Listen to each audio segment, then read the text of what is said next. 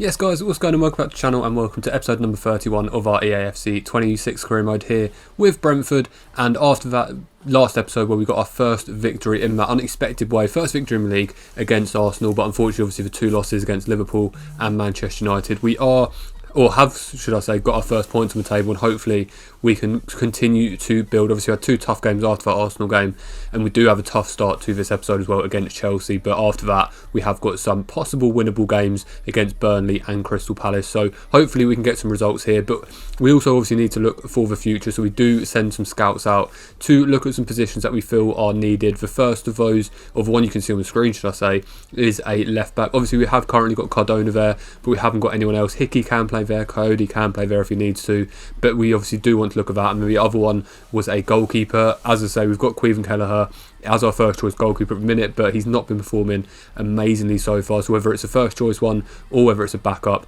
we are looking for a goalkeeper, and final of those is a centre back. Stanisic not quite doing the job at the minute, so potentially a new centre back needing to come in, and also just for squad depth as well. But we jump into the first game of the episode, and it is away from home at Stamford Bridge against Chelsea. And although you can see the opening graphics here coming into the game, unfortunately the recording for the actual gameplay for whatever reason wasn't working this one, so you won't see any highlights from this game. But I'm not going to lie to you, and I will be honest about this, we did lose the game, probably no surprise to anyone, and we did unfortunately lose the game 6-1 to Chelsea, so a really poor result. And obviously apologies you can't see the highlights from that one, but we did lose that one 6-1. When we got a exit interview sort of proposal from Igor Thiago saying that obviously he's not happy, and it was basically saying, should we terminate the contract and make this public, or should we isolate him in the reserves, not being able to play him, and potentially sell him in January. We did go for the quieter option, we isolate and sell, and the board were happy with that one. Solve the issue quietly and limit obviously Igor Thiago's playtime, wait for an offer to come in. So we can't use Igor Thiago at the minute, and he will be looking to be sold in January. But we do go into the second game of the episode, but the actual first gameplay of the episode, and it is back at home at the GTEC Community Stadium in West London, and it is against Burnley, a team, we've said this before against other teams, but a team we should potentially be getting at least a point out of, if not beating them at home. So hopefully we can get a good result here, but we have said that in the couple of last episodes, and they are famous last words, so I definitely remember saying against Leeds, and we lost that one by quite a big margin. But hopefully we can come away from this game against Burnley in a good place, and it was us who got the better of the starts. 6 minutes in, it's Burkhardt who gets the ball in, looks to play the ball across, it falls eventually to Damsgaard, but unfortunately just gets the ball nicked at the bottom of his feet. And then it was Burnley who had their opportunities. We did try to get the clearance, fortunately got recycled into the air attacker, but a good save from Queven Kelleher to keep that one out and keep the scores at 0-0. But after that it was pretty much all Burnley. Ugochukwu on the edge of the box plays into the attacker, but once again Queven Kelleher was there to push that one out. Strong gloves from him and push it out for a corner kick. The corner's going to come in for Trezor. Esteve tries to get the header, can't quite get it. It falls to Ugochukwu, decent shot from him, but pretty much straight down the middle, and an easy save for Queven Kelleher from that one. And then about 10 minutes before half time, it's Vlasic who looks to play this ball in. He decides to play it short into Koleosho, plays it back to Trezor, plays it back to Hannibal. Hannibal plays a 1-2, picks it back up about 15 yards out and puts it past Queven Kelleher to give Burnley that 1-0 lead. 37 minutes on the clock, and we are unfortunately 1-0 down. Hannibal's first goal of the season and Burnley's first goal of this game. But just before half time it was Burnley who got another opportunity, and it's that man again, Hannibal, picks ball up, similar position to be fair, and an easy finish past Queven Kelleher to put one in back of the net and get his and Burnley's second goal of this game to put them 2-0 up going into half time. And to be fair, the second half started exactly the same, which is a real shame to see. Vlasic with a good shot, but a good save from Kelleher to tip that one round the post for a corner kick. And after the Burnley substitution, the corner is going to come in from Trezor towards Collins. Collins with a good header, and unfortunately it hits our defender, our Collins, and does go in the back of the net for a own goal. So an unfortunate one to concede, but one that he couldn't really do anything about. It just hit him, he didn't know anything about it, and it goes in the back of the net. But it does mean that we are 3-0 down in this game. We've got a chance 15 minutes before the end. Damsgaard with a good shot from the edge of the box, but a good save from the Burnley goalkeeper. And then we need to make some change. Atara, Damsgaard and Tete coming off of Vlahovic, Yarmouk and the youngster Daniels. Hopefully with just 15 minutes left of this game, trying to change the game a little bit. We knew there was limited time, but unfortunately it was Burnley who kept attacking. Another good save from Queven Kelleher to keep that one out, and then just a couple minutes later, Burnley once again, the ball falls to Hannibal once again, looking for his hat-trick, but Kelleher was there to keep that one out and push it behind for another corner. Anthony this time on the corner, swings one in towards Esteve, picks up the ball in his chest, gets the shot away, but again straight at Caoimhin Kelleher to keep the ball at back of the net. So the scores did end 3-0, and then there was no waiting around. We did go into the second game against Crystal Palace away from home. A few changes in this one. Hickey coming in left back, Vlahovic and Burkhardt, I think for the first time this season, partnering each other up front. Atara dropping out of this one as well, and a 4-1-2-1-2 formation. And if you're going to stick around for any game in this whole series of career mode, stick around for this one because it is a mad one. And we, like I say, we knew away from home against Palace it wasn't going to be an easy game, but again, it's one of those ones where if we can pick up a point, it's going to be a good point and just keep us climbing up that table a little bit, little by little. But Palace got the first opportunity. It's Cheick Doucouré who picks up the ball. Good turn of the defender, good shot from him, but Kelleher was there to keep that one out, and we did manage to make the clearance. But just 10 minutes in, Doucouré picks up again, falls to Ivanovic, and a good finish, low past Caoimhin Kelleher, and if Crystal Palace do take an early lead, Ivanovic get him a goal in 11 minutes to give Crystal Palace that 1-0 lead. It's his third goal of the season, and Crystal Palace have got off to a great start, celebrating there with current PSG player Bradley Barcola, which is a mad one for Crystal Palace to have. But unfortunately Palace did take a 2-0 lead 10 minutes later in the 20th minute, and it's Cheick Doucouré. He's been vital at the start of this game for Palace, and he does manage to get his goal, his second game in 7 appearances, and they do take a 2-0 lead. But we did come back fairly quick after 23 minutes in. The ball comes in, Bangula couldn't quite get ahead of it. Goalkeeper picks it up, but a really poor mistake from goalkeeper. Bangula was there, it just hits him, didn't know anything about it, but it will definitely take it, and Sami Bangula does pull us back in this game, his third goal of the season, and brings the scores to 2-1. And then the momentum in our favour, ball falls to Vlahovic, gets a shot away on his left foot, but a difficult angle to take it from, to be fair, and a good save from a Palace goalkeeper. And just a couple of minutes later, Vlahovic once again beats his man inside, gets the shot away, but once again a good save from a goalkeeper to keep that one out and keep the scores at 2-1. And then as we were approaching half-time, Crystal Palace did unfortunately get their third goal of the game, and a good finish, to be fair, just above Caoimhin Kelleher's glove, and puts it into that top corner to make the scores 3-1. And that did look like it was going to, or be how we were going to go into half-time, but just straight from kick-off we did get a chance. Daniels with the play, falls to Burkhardt, a good first-time shot from a difficult angle, and Burkhardt does limit that scoreline back to that 1-goal deficit, his 5th goal of the season, and it does mean we go into half-time 3-2 rather than 3-1 where we thought we were going to be. So it was all about this second half and how we were going to perform this one, but unfortunately it was Palace who got off to better starts. Just 10 minutes in after the restart, and it's Bradley Barcola who gets his second goal of the game, his 5th of the season, a good finish low past Caoimhin Kelleher to make that scoreline the 2-goal deficit once again, and 4-2 to Crystal Palace. And it's Barcola once again who gets another chance, and he was going to make no mistake from there. Similar position, different type of shot, fires it into the roof of the net, and Bradley Barcola does manage to get his hat-trick in this one to make the scores 5-2 to Crystal Palace. And it was going to be one that we were looking at, there's enough time definitely, but one we were going to struggle to get back from, but we were going to give it our best, and Burkhardt does manage to get that one in to get his second goal of the game, low pass goalkeeper to bring the scores to 5-3, and then Damsgaard picks it up, plays into Vlahovic, looks like he's guaranteed a goal there, but the goalkeeper spread himself wide, and a good save from him to keep the scores at 5-3. But we were going to keep getting chances. Burkhardt once again gets past the defender, and a low shot gives Jonathan Burkhardt his hat-trick in this one, 7th goal of the season in just 12 games. He's been absolutely instrumental for us this season so far, and he does pick up his hat-trick, and we do manage to bring the scores to 5-4 to give us a fighting chance. We do make a change, Damsgaard coming off for Fabio Carvalho to give him some game time and just change the tempo of this game with some fresh legs on here.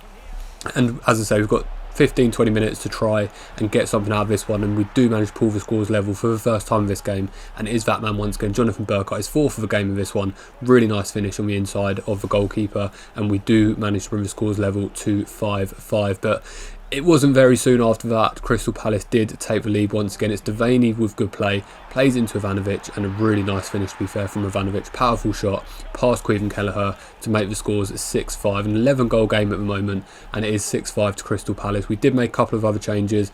Vandenberg coming on this time, no, Stanisic, sorry, coming on for Nedeljkovic, and then it was all about us. Bangula picks the ball up here, gets a really nice shot and into that top corner to get his second goal of the game. He didn't mean the first one, definitely meant that one. His 4th of the season for the new boy who joined in the summer, came from Werder Bremen with us, and he has pulled this scoreline back to 6-6, so 12 goals in this one. And then for the first time probably in this game, we've got a really good opportunity to take the lead in this one. Jonathan Burkott with a chance to get his 5th of the game, but a good save from goalkeeper. And then just 5 minutes before the end, it looked like potentially we would lose this one, but a really good save from Queven Kelleher to keep his Milasar shot out and keep the scores at that 6-6 scoreline. The corner's going to come in towards Mark Gahey. Unfortunately, he couldn't get the header. We do manage to get the breakaway. The youngster Daniels, who gets the ball, he's got acres of space to run into, finds Django Atara. He's got one man to beat, but obviously he's got the pace to do it. He goes a little bit too wide. Ball eventually finds its way to Bangula again, finds its way to Carvalho, into Daniels. Daniels once again gets forced wide a little bit, looks to cut back in, looks to cut back on, gets a cross away, a really good header from Burkhardt, but a really good low save from a goalkeeper. And then in the final minutes of added time, the ball comes in towards Mark Gahey once again. Unfortunately, he couldn't get the header. Hickey clears the ball out, and the referee does blow his full-time whistle. So an absolutely crazy game. We were 5-2 down at one point in this one, but we did end up getting a point out of this one, and the scores did remain at 6-6. Bradley Barcola picks up the match for his 3 goals. Jonathan Burkhardt also got 4 goals for us as well, so the 2 standout performers in that game.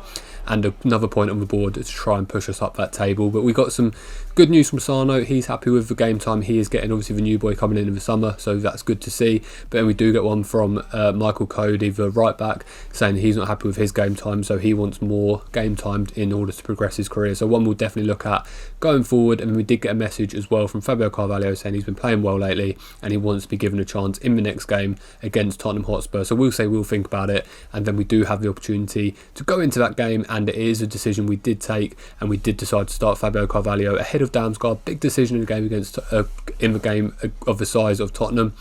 But we trust Fabio Carvalho. He seemed confident in himself, so he's in that number 10 role, sitting behind Vlahovic and Burkhardt. Obviously, Burkhardt got 4 goals in the last game, so on hot form, and hopefully can carry on in that way. But again, a team like Tottenham Hotspur, the players they've got, we knew this one was going to be a really, really tough game. We are at home, which gives us a little bit of advantage, but it was going to be one. We've seen these games before where we're losing 4 or 5 goals in these games, so we had a feeling this one may sort of lead the same way, and it was Tottenham who got the first goal of the game. It's Matthias Tell, some good play on the edge of the box there, and a good finish from Matthias Tell to put it past Queven Kelleher in our goal to give Tottenham an early lead. Just 6 minutes into the game, Matthias Tell does get that first goal, and it's Tottenham who really applied all the pressure in this game. Odobert with a good shot here, but just wide of a post, or hitting the outside of a post, should I say, and behind for a goal kick. But then we started to get a few opportunities. 15 minutes in, good header from Vlahovic, but unfortunately straight down the neck of Merritt in the Tottenham goal to keep the scores at 1-0. I mean, a really good chance here from Burkhardt, through on goal, really good ball through, but unfortunately the goalkeeper spread himself wide, and a good save from him to keep the scores at 1-0. But just after that, Tete intercepts a pass from a Tottenham player. He's got acres of space to run into with his pace. Looks to whether he should cut inside, whether he should pass it. He does decide to cut inside on that left foot, and an absolute screamer of a shot from Tete to bring the scores back level at 1-1. He hasn't scored too many, only his 3rd goal of the season, but if he can strike a ball like that, then he'll definitely get some more goals this season. Then we've got a chance to win, or to take the lead in this one. Burkhardt with a shot, but once again Merritt was there, good outstretched arm, and push the ball behind for a corner kick. And then just before half time, it's Tottenham who once again get another good chance. Tell with a shot, but a good save from Kelleher once again to keep the scores at 1-1. And then just before half time, in added time of the first half, another good save from Kelleher to keep the ball out the back of the net, and mean we do go into half time level at that 1-1 scoreline. But Tottenham did start the second half as they started the first half as a better of the 2 teams. An unbelievable chance there from Odobert, pretty much an open goal, but put it just wide of a post to keep the scores at 1-1. And then just 65 minutes in, we get a really good opportunity. Vlahovic with the ball. Looks like he was destined to bury that one, but unfortunately tried to cut it across the goalkeeper rather than going around the goalkeeper, and the goalkeeper did manage to make the save. And then another good save from the goalkeeper there. Shot from Burkhardt, but Merritt spread himself well again and managed to pick that ball up. So 15 minutes remaining in this one. Score's still at 1-1. Carvalho gets a chance to have the shot, but unfortunately it just hits the defender. He heads it over the top of, or round the wide of a post, and keep the scores at 1-1. Then from resulting corner, it's Collins who gets a header, falls to Vlahovic, and Vlahovic on the turn. He's missed a few opportunities in this one with goals he should have scored, but that's a really good finish from Dusan Vlahovic. His 1st of the game, his 3rd of the season, and he does give us an unexpected lead against his Tottenham Hotspur side. And all we had to do for this last 10 or so minutes was keep the scores clean and defend well. Bangula gets a chance to put us clear, but unfortunately a good save from Merritt once again. And then a few changes just to freshen things up a bit. Nedeljkovic, Bangula coming off, Damsgaard and Otara coming on. So it was all just about keeping hold of this scoreline, being strong in defence and not conceding a goal. And then But we still had our opportunities. Obviously, Tottenham attacking. We had some chances on the break. A really good touch there from Burkhardt. He looks like he's destined to score, but unfortunately decides to try and cut inside rather than taking the shot, and Merritt pounced on it to keep the scores at 2-1. And then the final part of the game, a really good chance from Brennan Johnson, but Kelleher keeps his composure and tips that one round the side of a post, and we do come away with a 2-1 victory. Only our second win of the season, both against North London clubs. The first one coming against Arsenal with that 1-0 win in the last episode, and a 2-1 victory against Tottenham Hotspur, who weirdly have Unai Emery in charge. So a really good victory. Probably the two victories we've got are probably the two of the most unexpected victories this season in terms of beating Arsenal and in terms of beating Tottenham, but we'll definitely take them. It does mean off the back of that point against Palace as well, we have now got 7 points this season. We're still in the relegation zone, as you would expect, but we're definitely starting to climb up. We're definitely in a better place than 2 episodes ago where we had 0 points, so we'll definitely take it, and hopefully with a point in the last game, 3 points in this game, we can carry that momentum into episode 32. You can see they're 19th in the table, 2 points off of safety, so definitely one we can build, and we have got games coming up against teams like Fulham, Sunderland and Leicester, so make sure you stick around for those. Make sure you subscribe to the channel if you are enjoying this series. Make sure you like the video if you have made it this far. As always, thank you for all the support so far. Comment down any suggestions down below. Take care of yourselves, and I will see you on the next one. Bye bye.